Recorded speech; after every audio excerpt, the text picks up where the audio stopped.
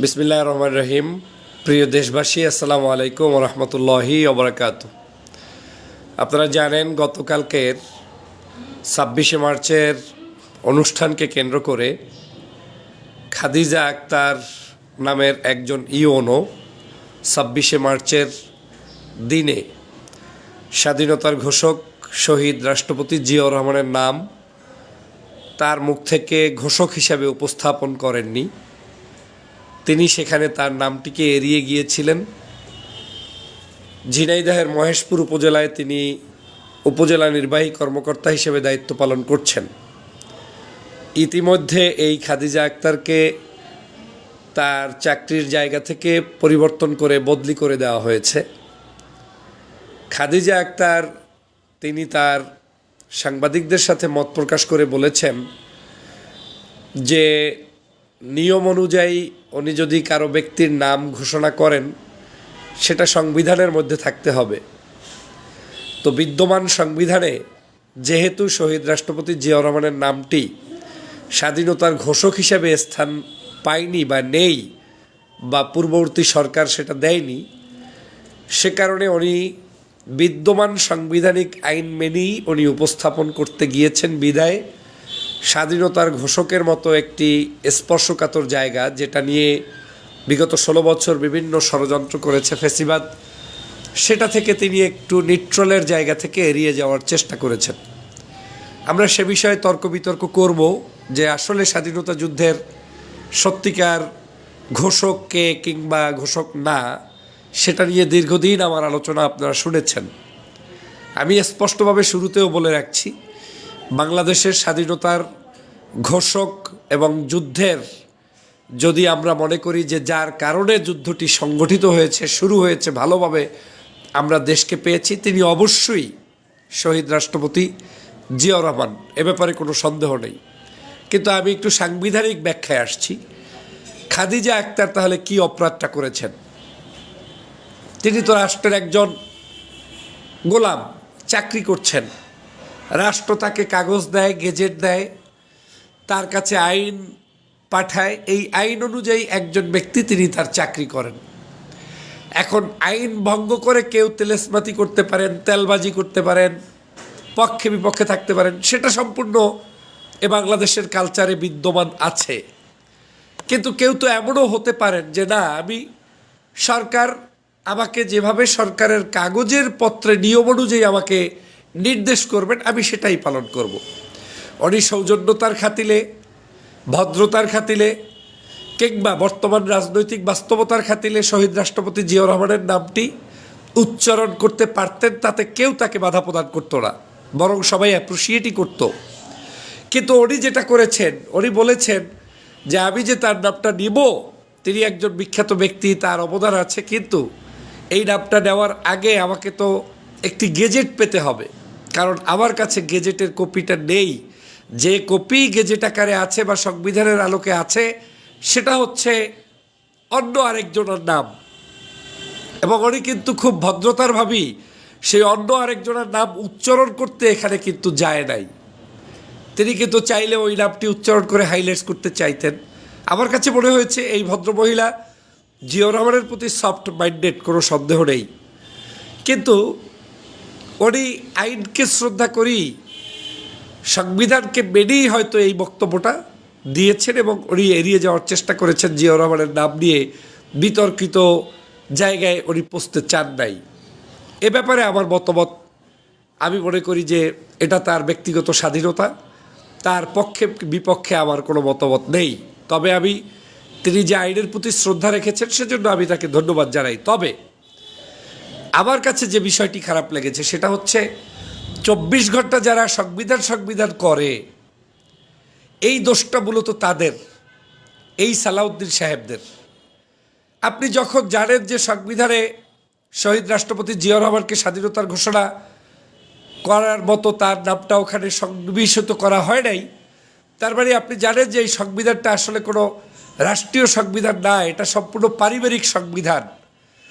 সেটাই তো আমরা যারা জুলাই বিপ্লবের যোদ্ধা, ব্যক্তিগতভাবে এই স্পিরিটকে ধারণ করি, তারাই বারবার বলে এসেছি যে এই সংবিধান থাকলে তাহলে কিন্তু বাংলাদেশের বহু কিছু আছে যেখানে আপনার লেজে গুবুরে অবস্থা তৈরি হবে।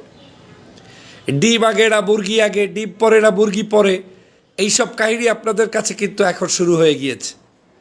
আপনাদের সবার আগে উচিত ছিল এই সংবিধান না করে সংবিধানের যে সকল জায়গাগুলোতে সংস্কার কমিশন থেকে আলোচনা করে ঐক্যমত হয়েছিলেন, গণভোটের ভিত্তিতে নতুন একটি বাংলাদেশ বিনির্মাণের জন্য ঐক্যমত হয়েছিলেন, সেই জায়গাগুলোতে সবার আগে আপনাদের নিজেদেরই একটি অধ্যাদেশ জারি করে আপনারা নতুন করে নতুন সংবিধানের অপেক্ষায় বাংলাদেশকে আপনার নতুন স্বপ্ন দেখানো, জনগণকে জানিয়ে দেয়া যে শেখ হাসিনার আগে যতগুলো কাজ তিনি করেছেন শেখ হাসিনা, সেই সকল কাজগুলো এখন স্থগিত রেখে পূর্বের যেখানে শহীদ রাষ্ট্রপতি জিয়াউর রহমান স্বাধীনতার ঘোষক ছিলেন স্বীকৃতি আছে, কিংবা এটা ছাড়াও যে সকল বিষয়গুলো রয়েছে সেগুলোকে আপনারা জাতির কাছে যদি প্রকাশ করে দিতেন, তাহলে একজন ইউনোর কাছ থেকে আপনাকে সংবিধান শিখতে হতো না।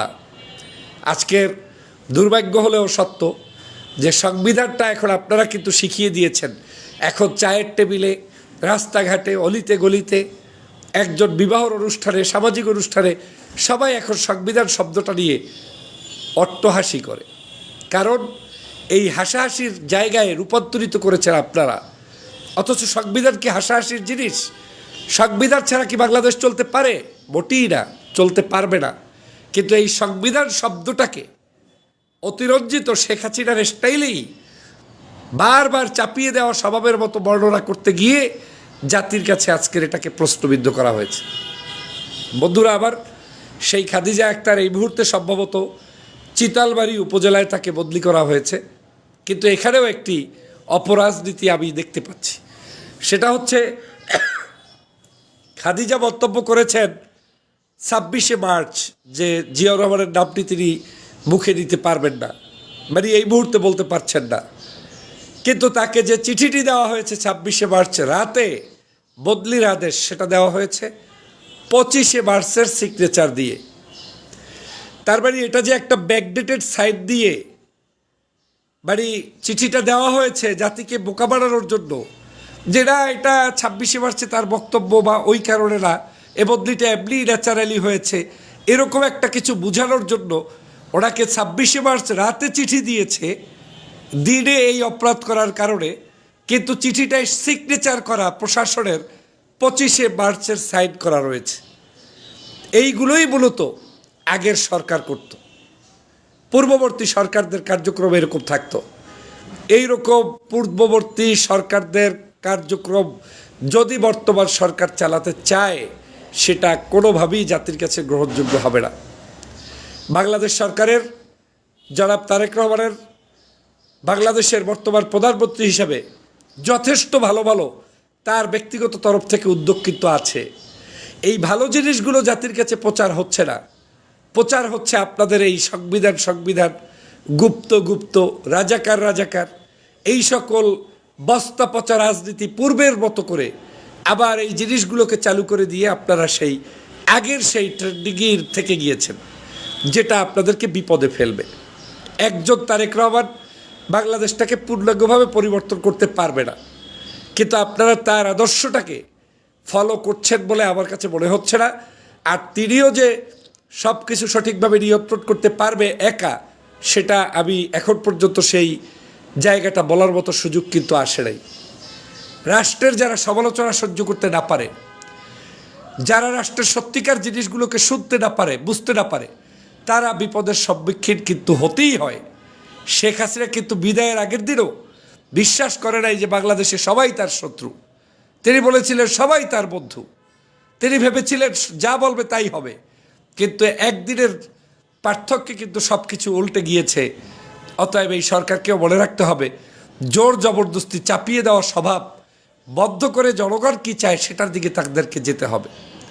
অতএব আমি মনে করি আমাদের এই সংবিধানে ফ্যাসিবাদের নেত্রী শেখ হাসিনার যে সকল নিয়মকানুন তিনি পুষে গিয়েছেন, লিখে গিয়েছেন, এই জায়গা থেকে বের হয়ে বাংলাদেশের মানুষের পরিবর্তনের স্বার্থেই জুলাই সনদ বাস্তবায়ন, গণভোটের হায়ের পক্ষ যেটা মানুষ রায় দিয়েছে সেটার বাস্তবায়ন এবং সংবিধানের পূর্ণাঙ্গভাবে নতুন করে বিশ্লেষণ করে জনমাধ্যম সংবিধান সংস্কার, এটা এখন অত্যন্ত জরুরি।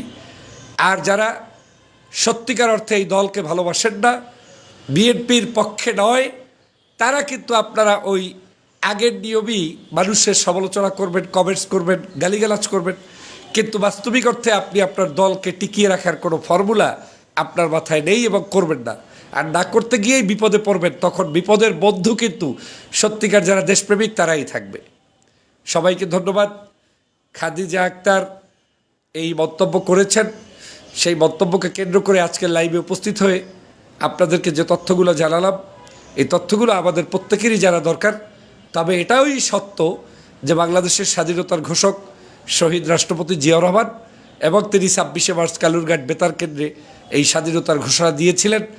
তার ব্যাপারে আমার পূর্বে যতগুলো বক্তব্য ছিল সব সঠিক এবং আমার জায়গা থেকে তার প্রতি আস্থা বিশ্বাস আগেও যেমন ছিল এখনও আছে। সবাইকে ধন্যবাদ। আসসালামু আলাইকুম।